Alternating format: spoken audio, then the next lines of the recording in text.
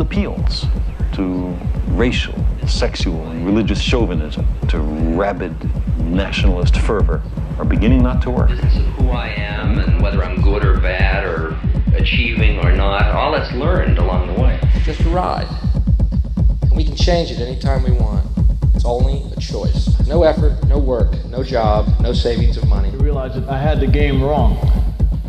That the game was to find out what I already was.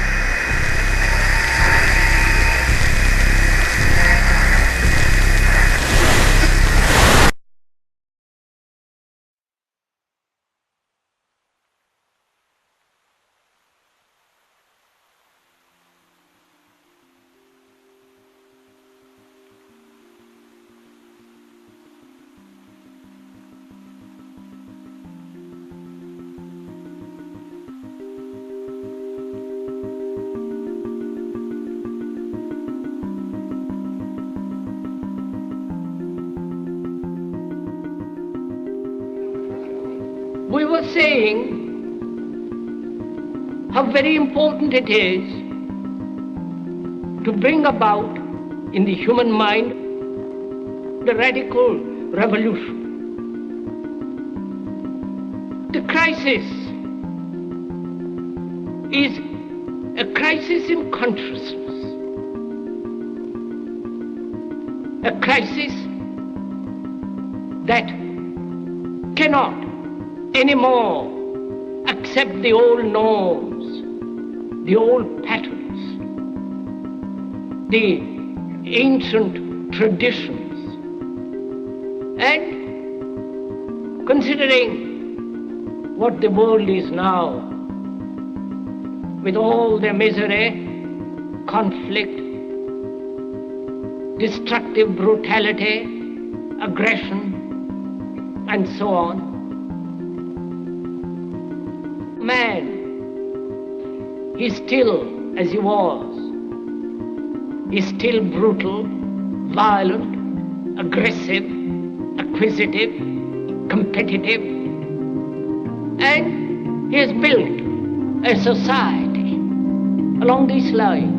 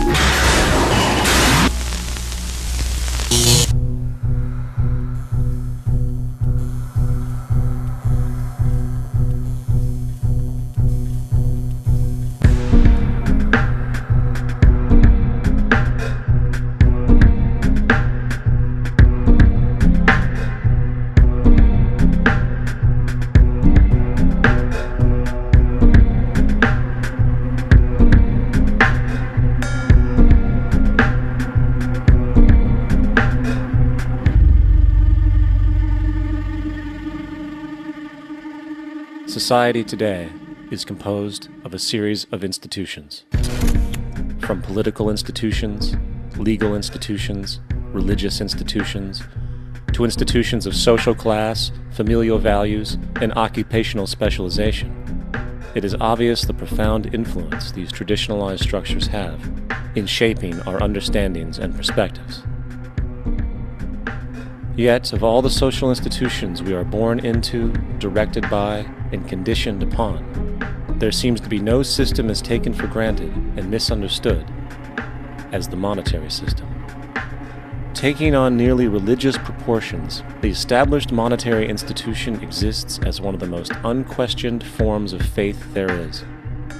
How money is created, the policies by which it is governed, and how it truly affects society are unregistered interests of the great majority of the population.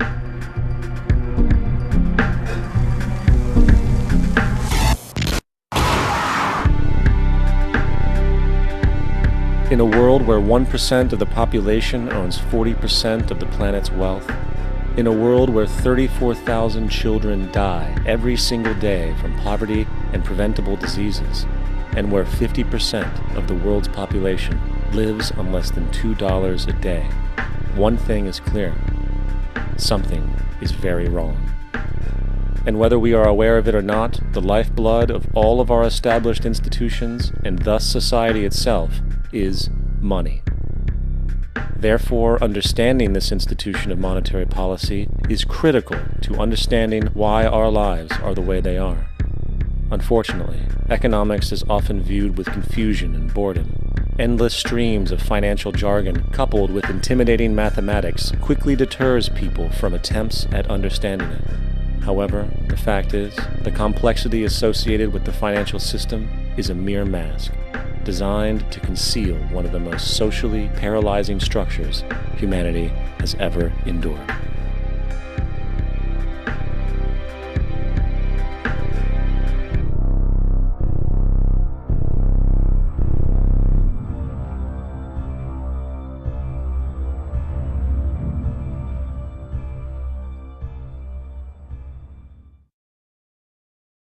A number of years ago, the Central Bank of the United States, the Federal Reserve, produced a document entitled Modern Money Mechanics. This publication detailed the institutionalized practice of money creation as utilized by the Federal Reserve and the web of global commercial banks it supports. On the opening page, the document states its objective. The purpose of this booklet is to describe the basic process of money creation in a fractional reserve banking system. It then proceeds to describe this fractional reserve process through various banking terminology, a translation of which goes something like this. The United States government decides it needs some money, so it calls up the Federal Reserve and requests, say, $10 billion. The Fed replies, saying, sure, we'll buy $10 billion in government bonds from you. So the government takes some pieces of paper, paints some official-looking designs on them, and calls them treasury bonds. Then it puts a value on these bonds to the sum of $10 billion and sends them over to the Fed. In turn, the people at the Fed draw up a bunch of impressive pieces of paper themselves, only this time calling them Federal Reserve notes, also designating a value of $10 billion to the set. The Fed then takes these notes and trades them for the bonds. Once this exchange is complete, the government then takes the $10 billion in Federal Reserve notes and deposits it into a bank account. And upon this deposit, the paper notes officially become legal tender money, adding $10 billion to the U.S. money supply. And there it is. $10 billion in new money has been created. Of course, this example is a generalization, for, in reality, this transaction would occur electronically, with no paper used at all. In fact, only 3% of the U.S. money supply exists in physical currency. The other 97% essentially exists in computers alone. Now, government bonds are, by design, instruments of debt, and when the Fed purchases these bonds, with money it essentially created out of thin air, the government is actually promising to pay back that money to the Fed. In other words, the money was created out of debt.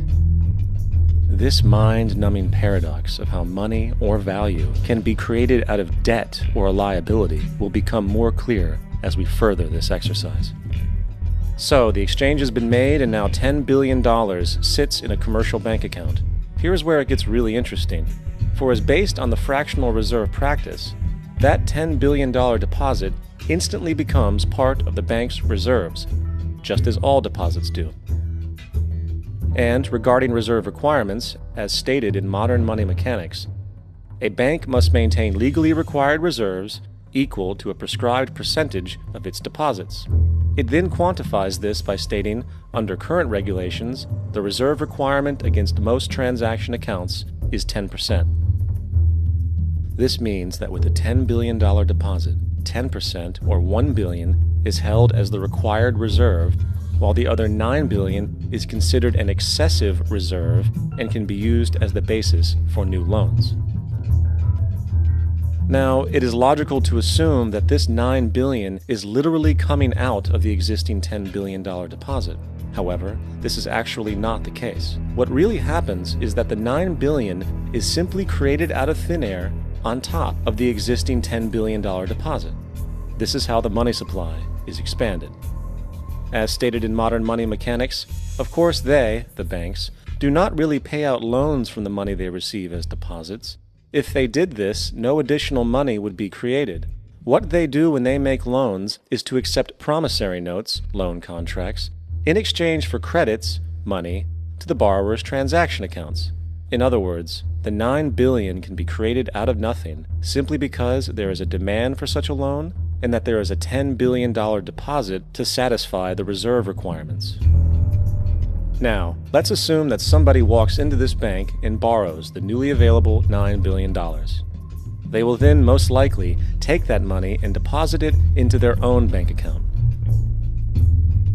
The process then repeats, for that deposit becomes part of the bank's reserves. 10% is isolated, and in turn 90% of the $9 billion, or $8.1 billion, is now available as newly created money for more loans. And of course, that 8.1 can be loaned out and redeposited, creating an additional 7.2 billion, to 6.5 billion, to 5.9 billion, etc. This deposit money creation loan cycle can technically go on to infinity. The average mathematical result is that about $90 billion can be created on top of the original $10 billion. In other words, for every deposit that ever occurs in the banking system, about 9 times that amount can be created out of thin air. Money jitters. Ask the obliging Bank of America for a jar of soothing instant money, M-O-N-E-Y, in the form of a convenient personal loan. So, now that we understand how money is created by this fractional reserve banking system, a logical yet elusive question might come to mind. What is actually giving this newly created money value? The answer? The money that already exists. The new money essentially steals value from the existing money supply. For the total pool of money is being increased irrespective to demand for goods and services. And as supply and demand finds equilibrium, prices rise, diminishing the purchasing power of each individual dollar. This is generally referred to as inflation, and inflation is essentially a hidden tax on the public. What is the advice that you generally get? And that is, inflate the currency. They don't say debase the currency. They don't say devalue the currency. They don't say cheat the people who are saved. They say lower the interest rates. The real deception is when we distort the value of money. When we create money out of thin air, we have no savings, and yet there's so-called capital. So my question boils down to this: how in the world can we expect to solve the problems of inflation, that is, the increase in the supply of money, with more inflation? Of course, it can't. The fractional reserve system of monetary expansion is inherently inflationary. For the act of expanding the money supply without there being a proportional expansion of goods and services in the economy will always debase a currency. In fact, a quick glance at the historical values of the US dollar versus the money supply reflects this point definitively, for the inverse relationship is obvious.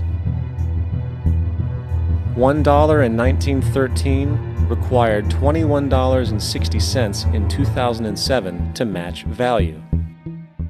That is a 96% devaluation since the Federal Reserve came into existence. Now, if this reality of inherent and perpetual inflation seems absurd and economically self-defeating, hold that thought, for absurdity is an understatement in regard to how our financial system really operates. For in our financial system, money is debt. And debt is money. Here is a chart of the U.S. money supply from 1950 to 2006. Here is a chart of the U.S. national debt for the same period. How interesting it is that the trends are virtually the same.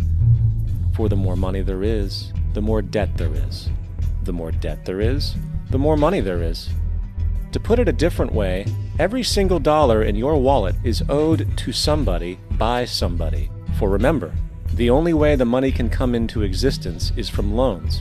Therefore, if everyone in the country were able to pay off all debts, including the government, there would not be $1 in circulation.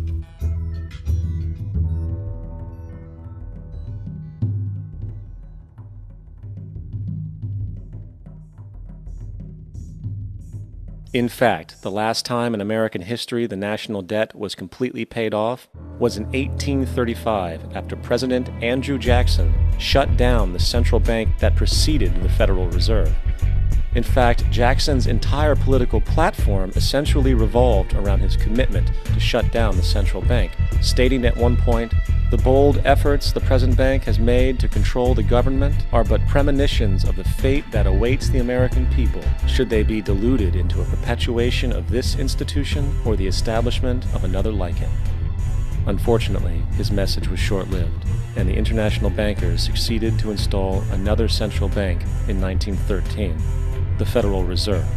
And as long as this institution exists, perpetual debt is guaranteed. Now, so far we have discussed the reality that money is created out of debt, through loans. These loans are based on a bank's reserves, and reserves are derived from deposits. And through this fractional reserve system, any one deposit can create 9 times its original value, in turn debasing the existing money supply, raising prices in society. And since all this money is created out of debt and circulated randomly through commerce, people become detached from their original debt, and a disequilibrium exists where people are forced to compete for labor in order to pool enough money out of the money supply to cover their costs of living. As dysfunctional and backwards as all of this might seem, there is still one thing we have omitted from this equation.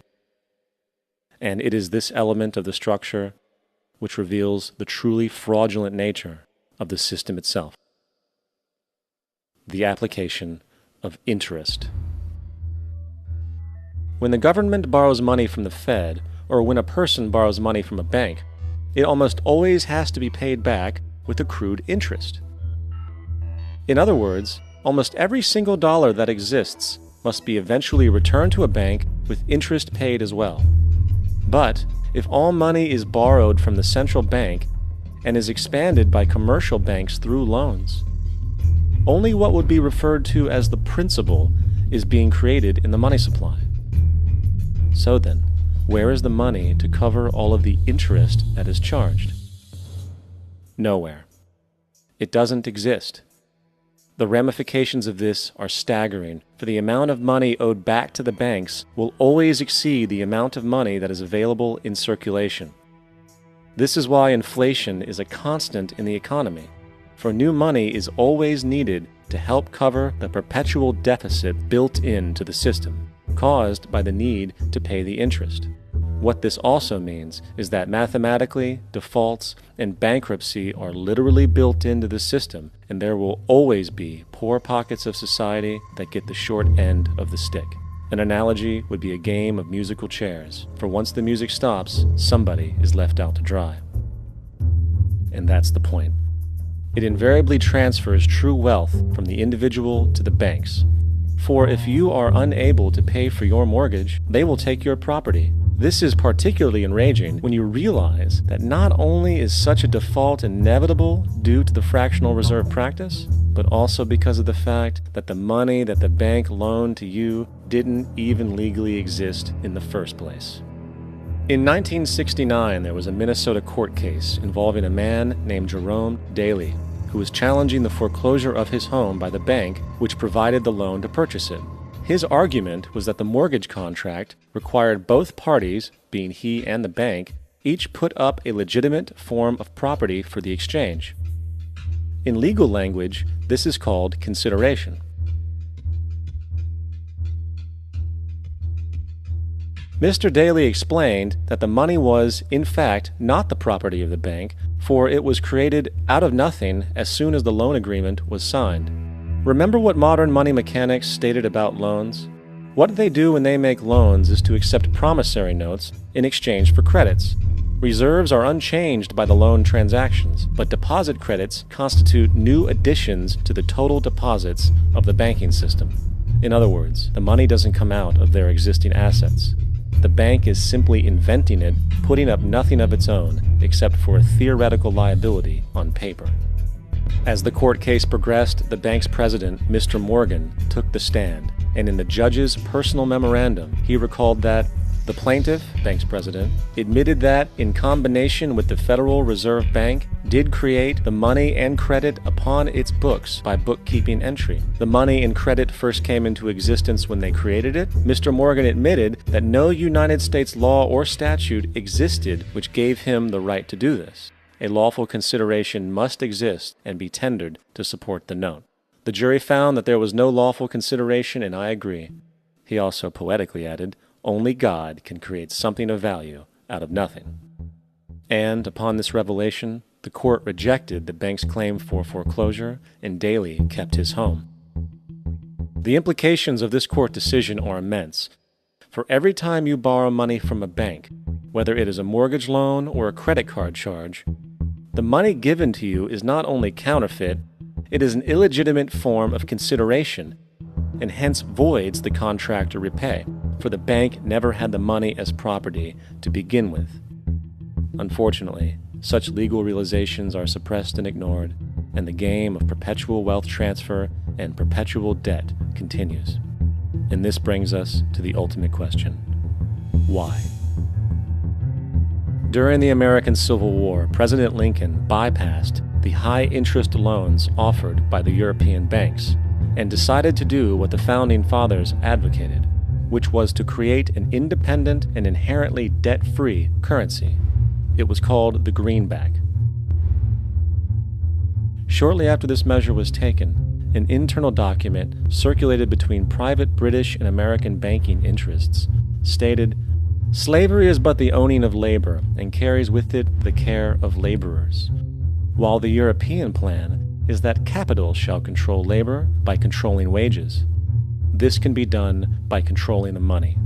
It will not do to allow the greenback, as we cannot control that."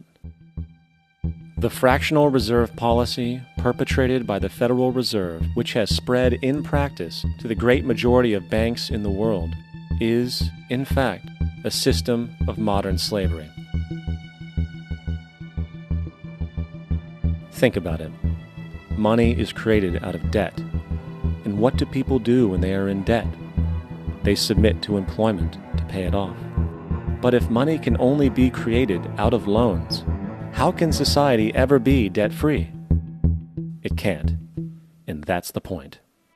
And it is the fear of losing assets coupled with the struggle to keep up with the perpetual debt and inflation inherent in the system, compounded by the inescapable scarcity within the money supply itself, created by the interest that can never be repaid, that keeps the wage slave in line, running on the hamster wheel with millions of others, in effect powering an empire that truly benefits only the elite at the top of the pyramid.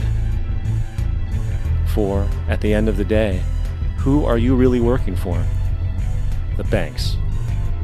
Money is created in a bank and invariably ends up in a bank. They are the true masters, along with the corporations and governments they support. Physical slavery requires people to be housed and fed. Economic slavery requires people to feed and house themselves. It is one of the most ingenious scams for social manipulation ever created, and at its core, it is an invisible war against the population. Debt is the weapon used to conquer and enslave societies, and interest is its prime ammunition. And as the majority walks around oblivious to this reality, the banks, in collusion with governments and corporations, continue to perfect and expand their tactics of economic warfare, spawning new bases, such as the World Bank and International Monetary Fund, while also inventing a new type of soldier, the birth of the economic hitman.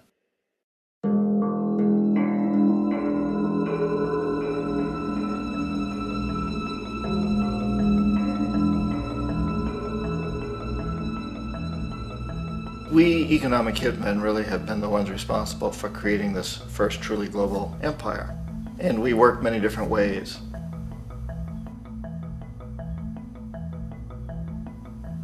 But perhaps the most common is that we will identify a country that has resources our corporations covet, like oil, and then arrange a huge loan to that country from the World Bank or one of its sister organizations.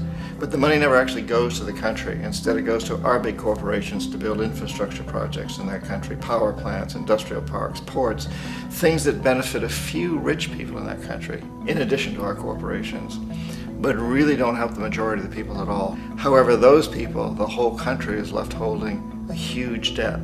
It's such a big debt they can't repay it, and that's part of the plan, that they can't repay it.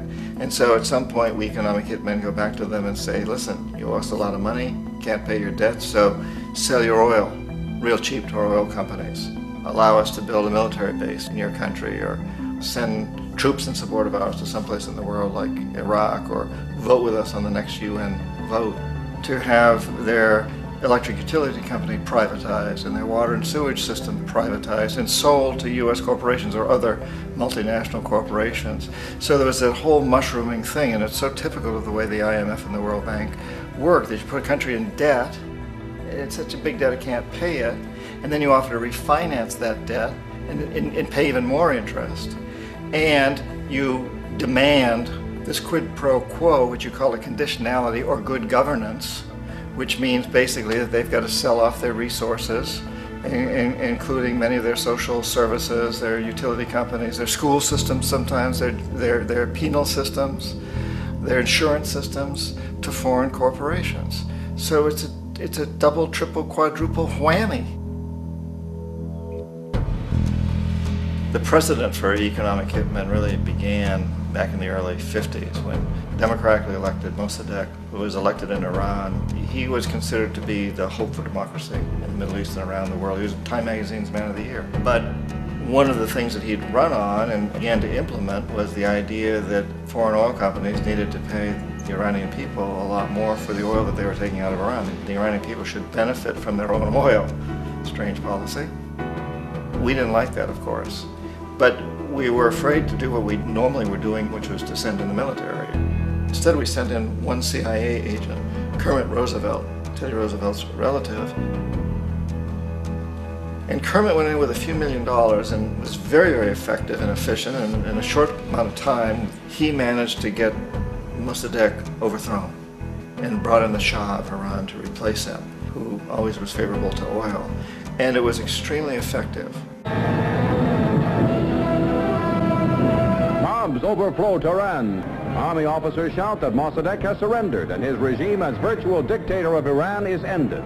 Pictures of the Shah are paraded through the streets as sentiment reverses. The Shah is welcomed home. So back here in the United States, in Washington, people looked around and said, wow, that was easy and cheap. So this established a whole new way of manipulating countries, of creating empire. The only problem with Roosevelt was that he was a card-carrying CIA agent, and had he been caught, the ramifications could have been pretty serious. So very quickly at that point, the decision was made to use private consultants to channel the money through the World Bank or the IMF or one of the other such agencies, to bring in people like me who worked for private companies, so that if we got caught, there would be no governmental ramifications.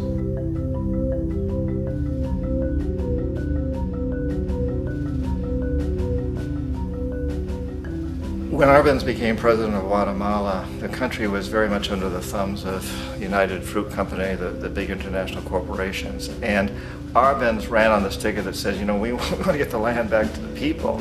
And once he took power, he was implementing policies that would do exactly that, give the land rights back to the people. United Fruit didn't like that very much. And so they hired a public relations firm, launched a huge campaign in the United States to convince the United States people, the citizens of the United States, and the press of the United States, and the Congress of the United States, that Arbenz was a Soviet puppet, and that if we allowed him to stay in power, the Soviets would have a foothold in this hemisphere. And that at that point in time was a huge fear on everybody's mind, the Red Terror, the Communist terror.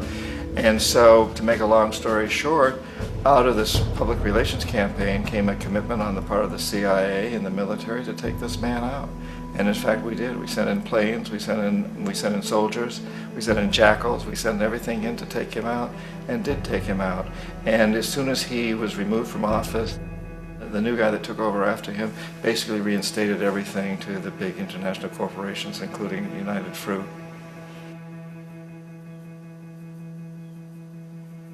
Ecuador for many, many years had been ruled by pro-US dictators, often relatively brutal. Then it was decided that they were going to have a truly democratic election. Jaime Roldos ran for office, and his main goal, he said, as president would be to make sure that Ecuador's resources were used to help the people. And he won, overwhelming, by more votes than anybody had ever won anything in Ecuador. And he began to implement these policies to make sure that the profits from oil went to help the people. Well, we didn't like that in the United States. I was sent down as one of several economic hitmen to change Roldos, to corrupt him, to bring him around, to let him know, okay, you can get very rich, you and your family, if you play our game, but if you continue to try to keep these policies you've promised, you're going to go. He wouldn't listen. He was assassinated. As soon as the plane crashed, the whole area was cordoned off. The only people allowed in were U.S. military from a nearby base and some of the Ecuadorian military. When an investigation was launched, 2 of the key witnesses died in car accidents before they had a chance to testify. A lot of very, very strange things that went on around the assassination of Jaime Roldos. I, like most people who've really looked at this case, have absolutely no doubt that it was an assassination. And of course, in my position as an economic hitman, I was always expecting something to happen to Jaime, whether it be a coup or assassination, I wasn't sure, but that he would be taken down because he was not being corrupted. He would not allow himself to be corrupted the way we wanted to corrupt him. Omar Torrijos, president of Panama, was one of my favorite people. I really, really liked him. He was very charismatic. He was a guy who really wanted to help his country. And when I tried to bribe him or corrupt him, he said, look, John, he called me Juanito. He said, look, Juanito, I don't need the money. What I really need is for my country to be treated fairly. I need for the United States to repay the debts that you owe my people for all the destruction you've done here. I need to be in a position where I can help other Latin American countries win their independence and be free of this terrible presence from the north that you people are exploiting us so badly. I need to have the Panama Canal back in the hands of the Panamanian people. That's what I want. And so, leave me alone. Don't try to bribe me. It was 1981, and in May, Jaime Roldos was assassinated. And Omar was very aware of this. Torrijos got his family together and he said, I'm probably next, but it's okay because I've done what I came here to do. I've renegotiated the canal. The canal will now be in our hands. He just finished negotiating the treaty with Jimmy Carter. In June of that same year, just a couple of months later, he also went down in an airplane crash, which there's no question was executed by CIA-sponsored jackals. Tremendous amount of evidence that one of Torrijos' security guards handed him at the last moment as he was getting on the plane a tape recorder, a small tape recorder that contained a bomb.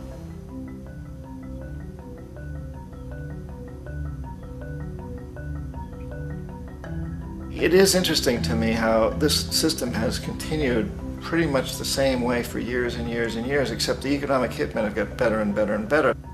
Then we come up with, very recently, what happened in Venezuela. In 1998, Hugo Chavez gets elected president, following a long line of presidents who had been very corrupt and basically destroyed the economy of the country. And Chavez was elected amidst all that.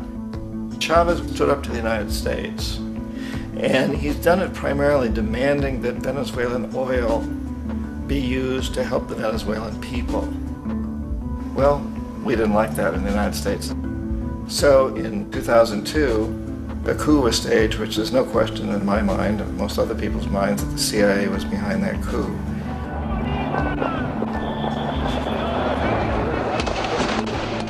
The way that coup was fomented was very reflective of what Kermit Roosevelt had done in Iran, of paying people to go out into the streets, to riot, to protest, to say this Chavez is very unpopular.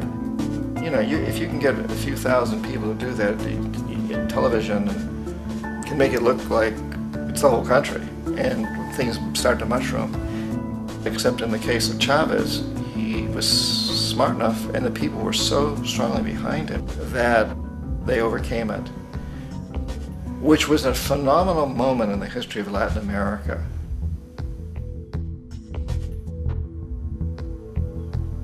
Iraq actually is a perfect example of the way the whole system works. So we economic hitmen are the first line of defense. We go in and we try to corrupt governments and get them to accept these huge loans, which we then use as leverage to basically own them. If we fail, as I failed in Panama with Omar Torrijos and in Ecuador with Jaime Roldos, men who refused to be corrupted, then the second line of defense is we send in the jackals. And the jackals either overthrow governments or they assassinate. And once that happens and a new government comes in, and boy, it's going to toe the line because the new president knows what will happen if he doesn't. In the case of Iraq, both of those things failed. Economic hitmen were not able to get through to Saddam Hussein. We tried very hard. We tried to get him to accept a deal very similar to what the House of Saud had accepted in Saudi Arabia, but he wouldn't accept it.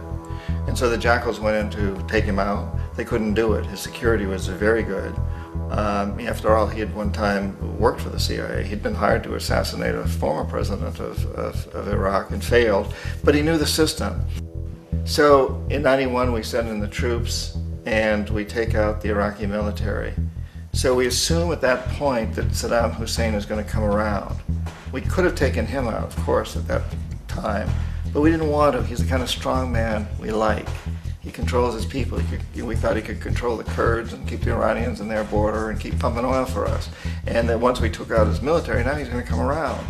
So the economic hitmen go back in the 90s without success. If they'd had success, he'd still be running the country. We'd be selling him all the fighter jets he wants and everything else he wants. But they couldn't, they didn't have success.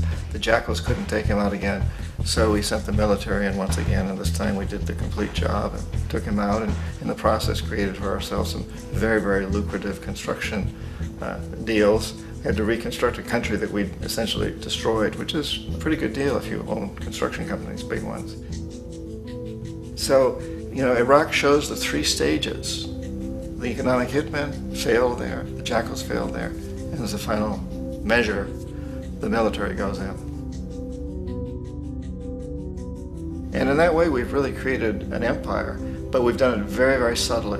It's clandestine. All the empires of the past were built on the military, and everybody knew they were building them. So the British knew they were building them, the French, the Germans, the Romans, the Greeks.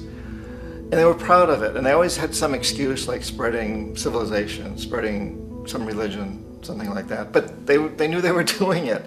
We don't. The majority of the people in the United States have no idea that we're living off the benefits of a clandestine empire, that today there's more slavery in the world than ever before. And then you have to ask yourself, well, if it's an empire, then who's the emperor? Obviously, our presidents of the United States are not emperors. An emperor is someone who's not elected, doesn't serve a limited term, and doesn't report to anyone, essentially. So you can't classify our presidents that way. But we do have what I consider to be the equivalent of the emperor, and it's what I call the corporatocracy.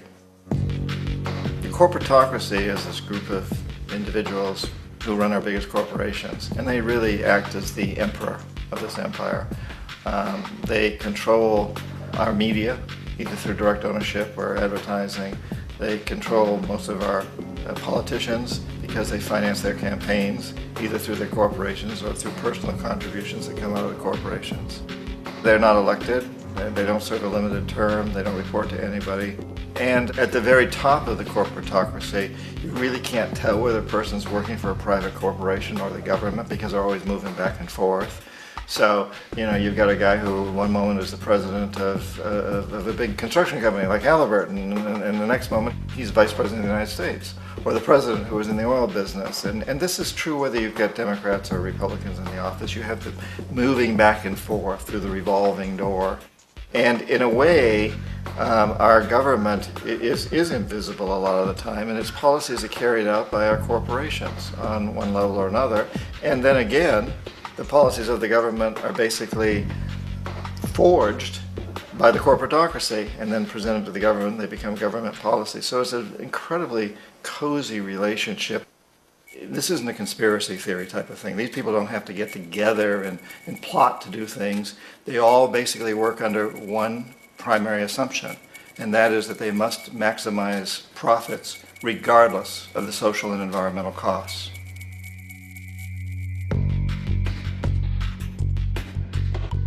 This process of manipulation by the corporatocracy through the use of debt, bribery, and political overthrow is called globalization.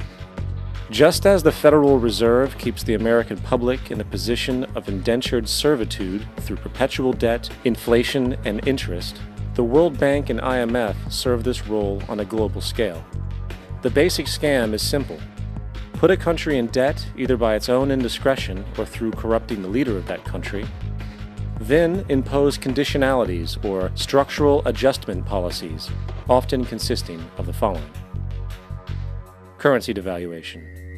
When the value of a currency drops, so does everything valued in it. This makes indigenous resources available to predator countries at a fraction of their worth. Large funding cuts for social programs. These usually include education and healthcare, compromising the well-being and integrity of the society, leaving the public vulnerable to exploitation. Privatization of state-owned enterprises. This means that socially important systems can be purchased and regulated by foreign corporations for profit. For example, in 1999, the World Bank insisted that the Bolivian government sell the public water system of its third largest city to a subsidy of the U.S. corporation Bechtel.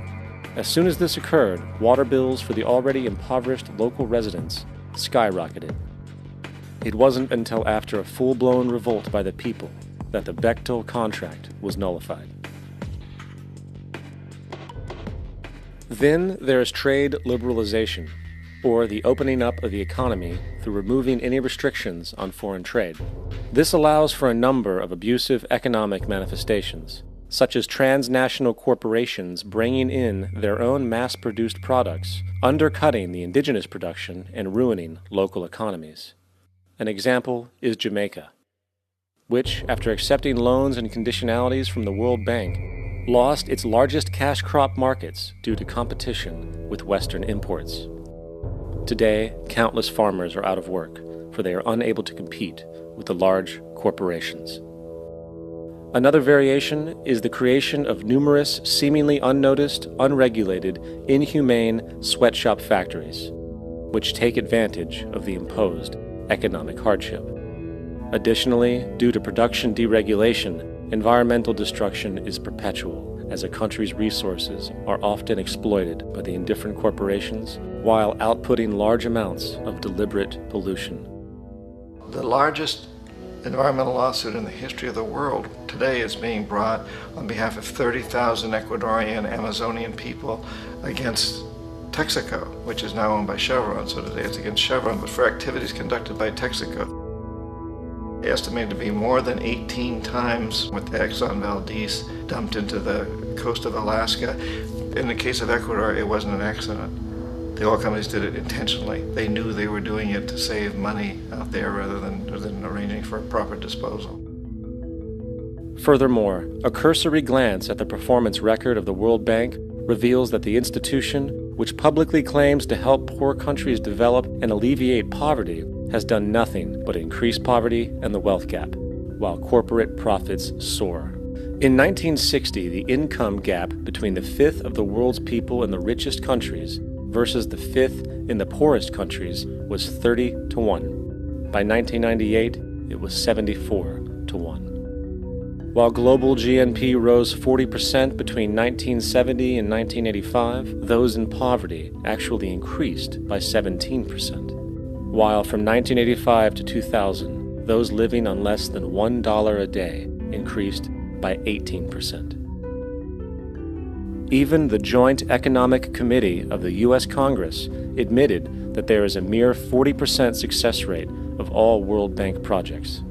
In the late 1960s, the World Bank intervened in Ecuador with large loans. During the next 30 years, poverty grew from 50% to 70%.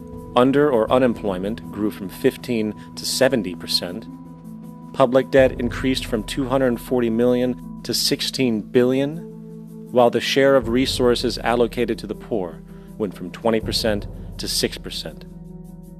In fact, by the year 2000, 50% of Ecuador's national budget had to be allocated for paying its debts. It is important to understand the World Bank is, in fact, a U.S. bank, supporting U.S. interests. For the United States holds veto power over decisions, as it is the largest provider of capital. And where did it get this money? You guessed it. It made it out of thin air through the fractional reserve banking system. Of the world's top 100 economies, as based on annual GDP, 51 are corporations, and 47 of that 51 are U.S.-based. Walmart, General Motors, and Exxon are more economically powerful than Saudi Arabia, Poland, Norway, South Africa, Finland, Indonesia, and many others. And, as protective trade barriers are broken down, currencies tossed together and manipulated in floating markets, and state economies overturned in favor of open competition and global capitalism, the empire expands. You get up on your little 21-inch screen and howl about America and democracy. There is no America. There is no democracy. There is only IBM and ITT and AT&T and DuPont, Dow, Union Carbide, and Exxon. Those are the nations of the world today. What do you think the Russians talk about in their councils of state? Karl Marx? They get out their linear programming charts, statistical decision theories, Minimax solutions, and compute the price-cost probabilities of their transactions and investments, just like we do. We no longer live in a world of nations and ideologies, Mr. Beale. The world is a college of corporations, inexorably determined by the immutable bylaws of business. The world is a business, Mr. Beale.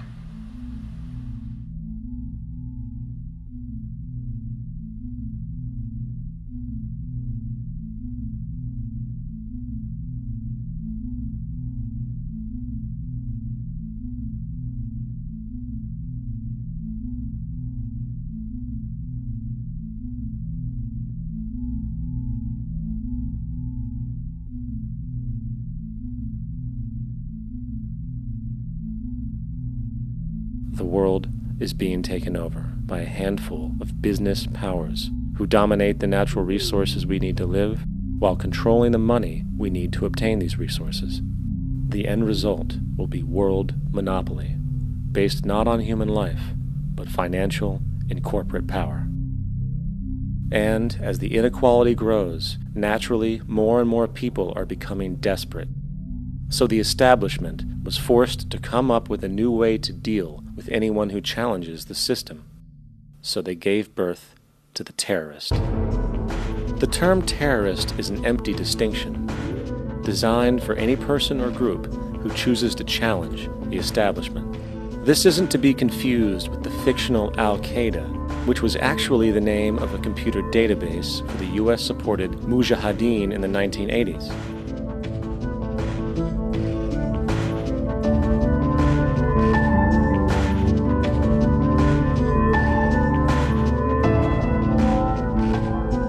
In 2007, the Department of Defense received $161.8 billion for the so-called global war on terrorism. According to the National Counterterrorism Center, in 2004, roughly 2,000 people were killed internationally due to supposed terrorist acts.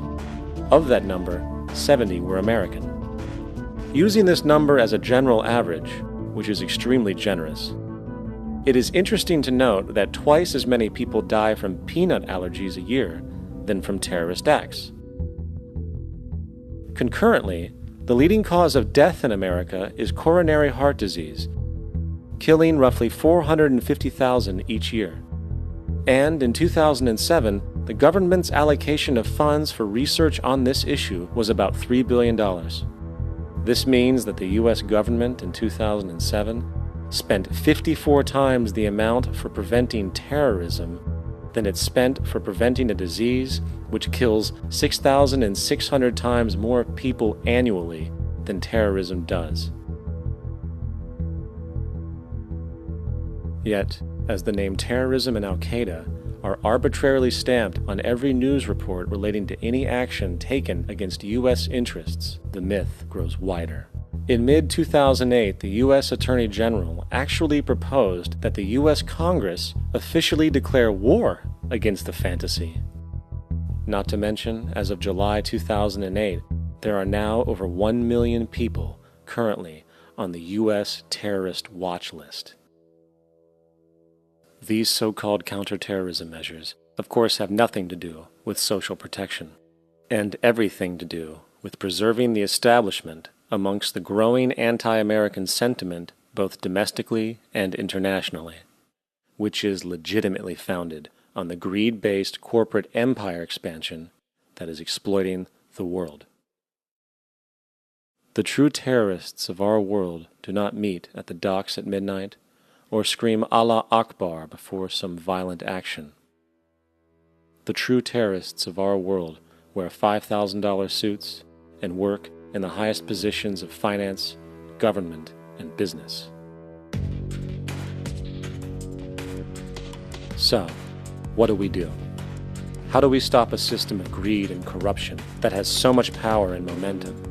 How do we stop this aberrant group behavior which feels no compassion for, say, the millions slaughtered in Iraq and Afghanistan, so the corporatocracy can control energy resources and opium production for Wall Street profit?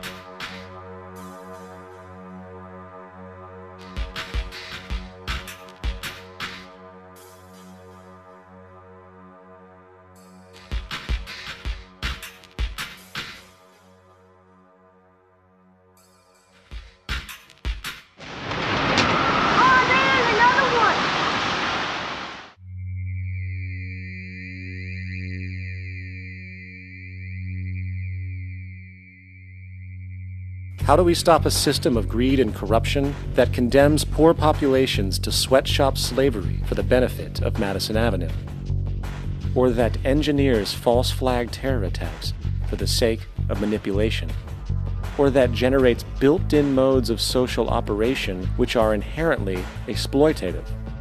Or that systematically reduces civil liberties and violates human rights in order to protect itself from its own shortcomings? How do we deal with the numerous covert institutions, such as the Council on Foreign Relations, the Trilateral Commission, and the Bilderberg Group, and other undemocratically elected groups which, behind closed doors, collude to control the political, financial, social, and environmental elements of our lives?